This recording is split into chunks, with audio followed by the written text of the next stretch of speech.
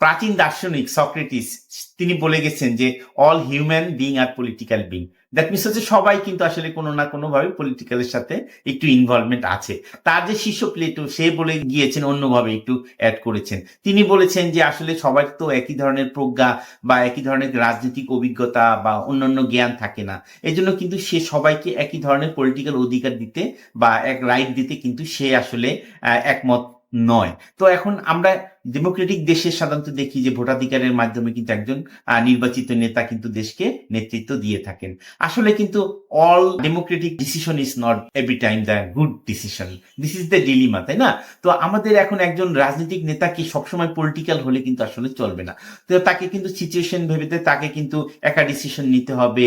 আবার দেখা যাচ্ছে মানুষের সাথে সম্পর্ক ক্রিয়েট করে তাকে ডিসিশন নিতে হবে, মানুষকে এম্পাওয়ার করতে হবে। এই জন্য এটা একটা ব্লেন্ড, অনেক কিছুর মিশ্রণে কিন্তু তার আসলে পলিটিক্যাল স্টাইলটা কিন্তু ডিপেন্ড করবে। একটা কোয়ালিটির উপরে কিন্তু আপনি আসলে 100% ডিপেন্ড করতে পারবেন না, একটা স্টাইলের উপরে আপনি ডিপেন্ড করতে পারবেন না।